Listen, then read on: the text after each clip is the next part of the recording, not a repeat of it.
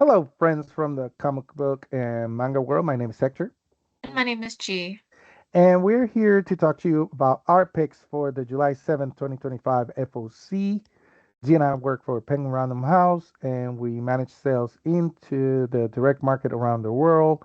So, titles that we talk about in these videos are from the publishers that we represent into those markets. Also, note that we're on social media. You can find us on Instagram, Facebook, Twitter, X, and of course, YouTube under at PRH International Comics. So, without further ado, let's get started. And I think you are first, right, G? Yes. Yes, my first pick is Painter of the Night, Volume 1. And we have the creator, Gundok, and this will be coming out in a trade paperback. And a little bit about this, we have a character named Nagyum, who is a talented artist, but very talented in a certain kind of painting, which is gay erotica. Although he does it in under a pseudonym, which makes sense back then. And so he decided to give up on painting, and he doesn't want to create lewd artwork anymore. But there's this notorious, really like lust-driven nobleman named Sung who doesn't really accept that. He forces Nagyam to become his like in-house painter and demanding the artist create his erotic works just for him to enjoy. And so it is a question of can Nagyam endure being Songho's personal painter of the night, or will the late night activities be too much for him? And as you can tell, the premise of this, it is definitely for mature readers, for sure. But this, I love the way, like, I know that you're just seeing like an image of the cover, but I love the way that it's designed because it looks like Yeah, the binding of it, like the older style. Like yeah, you'll see what I like a mean classic book when sort you of like binding. the Yeah. way that it's binded, like the way that it looks like Mm-hmm. it fits with the aesthetic that you see within Mm-hmm. the setting here. So yeah, this is extremely popular in the yaoi boys love, except this is a Korean work. But and this was originally on the webtoon platform called Lazen, which you can see on the cover here. And so really happy that we're getting an English translation. Very cool. All right, and let's start with cover picks. And this is my first one. This is Star Trek Lower Decks, number 10, cover A by Vernon Smith. I probably picked, I don't know, out of the 10, I probably pick half of them. Uh, but I love Lower Decks, and also the covers tend to be so amazing. Vernon, he is an amazing artist. He's done a lot of work with other Star Trek properties, but also within Lower Decks, including illustrating this book, this series, which is written by Tim Sheridan. And here we see Tendi just like trying to do some accounting, and the Ferengis behind her kind of like, oh my God, the money, we need money because that's all they want, the Ferengis. And Tendi, the plot of this issue is happens to be that she is, trying to pay off all her student loans that she owes to Ferengi. I mean, if you're going to take out loans, that's the worst people to take it from. But um, and she's trying to find ways to pay them off and get them off board. So, and then she decides to trust her in, her studies and how much she has learned in her studies to come up with a plan. And the crew of Lower Decks is trying, and the Cerritos are trying to help her. I love this whole look of Tendi stressing out over the numbers, going with the classic calculator, coffee next to her, a lot of red ink and some of the papers, and she even has a visor for an accountant. And the Frank is just like, "Oh my God, no, the money." because that's all they're about. So good. That's it for me for this one. Alright, so my next pick is all new Spider-Gwen, the Ghost Spider issue number one. We have the Nagi-san variants, and I just like the image of, the classic image of the birds and Yeah.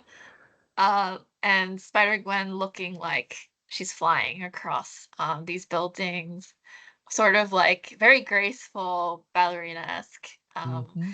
The shadow against the um like the graffiti art in the backdrop, really beautiful. So in this one, of course, we have Gwen Stacy, who is on Earth 616. She's here to stay, make herself at home. So she gets a new costume, new home life. She's starting a new band. But of course, as usual, new threats are heading her way, and but it might actually be her fault and her doing. So to read up on that, this is where you can get started. And yeah, I just thought the cover art was beautiful for this one. Amazing. So yeah. So good. Yeah. And we continue with Uncanny X-Men number 19, the Argent variant. And there's a trade dress and a version of this, as you can see on the right. Um, and there's not much to say. This is just Jubilee being very Jubilee, looking very cool. Bubblegum bubble out of on her mouth, her glasses kind of on her forehead, looking very ripped, but very cool, kind of doing the rock on sort of horns. I love the background too, all the colors, sort of the you see billboards and buildings in the background, but kind of moving and bustling, sort of implying there's fireworks around her with her powers. And of course, it's Arjun. I mean, he's just an amazing artist and huge fan, and he hits it out of the park every single time, and this is no exception. So, love this one. I like how in the one of the building signs, the billboard Uh huh. signs, says Jubilee's Paradise. Of course, Uh, you would see something like that. I never would have seen that. Wow. and Okay, it says cool. like New Mutant. You see that going down? Oh, Yeah. yeah, I did see that. Yeah, I do see that. Yeah. Cool. All right. There's a reason why I chose this because I like all the effort of calling the firefighters, you know, setting up the ladder, but no need Uh-huh. when we have a black cat coming in, saving the day and Yep. saving what presumes to be a cat who was stuck up in the utility poles up there.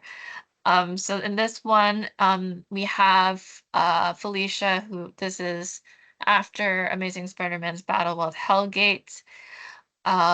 She is turning over a new leaf as New York City's newest superhero, but the first villain on her list is a lizard, and it's basically will Black Cat risk it all to do her do-gooding moral high ground, such and such, et cetera, et cetera. So this is what that is. It sounds, of course, like lots of fun.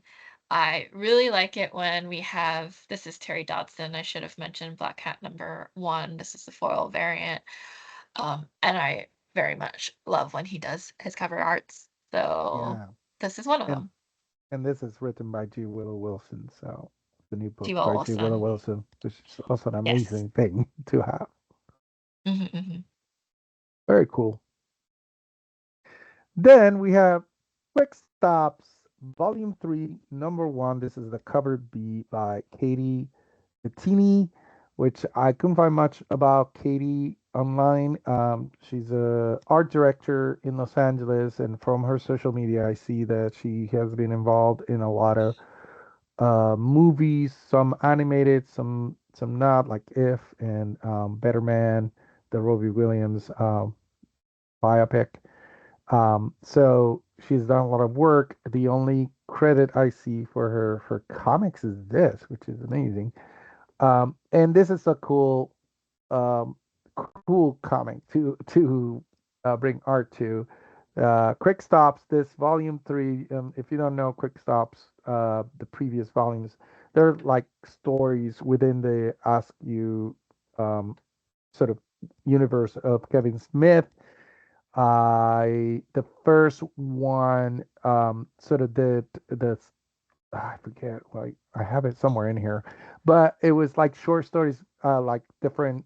It was some clerks, and some of it was Jay and Silent Bob, and sort of giving extra stories from what you had in expanding the universe from the movies. The second one kind of concentrated on the movie The Golden Calf, the symbol of the sort of McDonald's type franchise in the universe, and sort of the story of that as a real character in real life. And then in this one, the first issue is has to do with chasing Amy, and it sort of takes the description says is like Holden and Banky, the two characters in the movie. Uh, they meet Amy and like in the movie, but then they decide to do a comic book about her story, and apparently this is that comic book about the story of Holden in love with Amy. Um, and it is, and then so these are sort of a view from above of both Holden and Banky, kind of first working on their comic book. I forget the name of the characters that Jay and Silent Bob as superheroes, but on the other side, Holden is drawing Amy. Uh, it's I mean, if you know the story, it's a lot of people say that Chasing Amy is Kevin Smith best movie. I still think Clerks is better, but I love Chasing Amy, and and of course it all, like I said, expands that universe within New Jersey of the Ask New uh, uh, characters that he created. The next ones, this is a four issue, but I already know we already know that number two is going to concentrate. It's going to be sort of it's going to have two stories. One, it's going to be sort of a tribute to I forget her, Shannon Doherty, who passed away, and she was in Mallrats. And then the second story, it's about the character of Shannon Doherty in Mallrats, and sort of expanding that. And issue number three is gonna have to do with Dogma, which also I love that movie. I love all of them, but um, so there you go.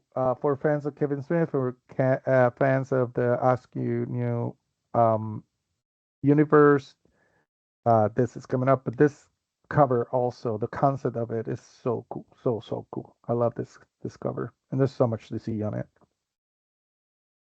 There you go.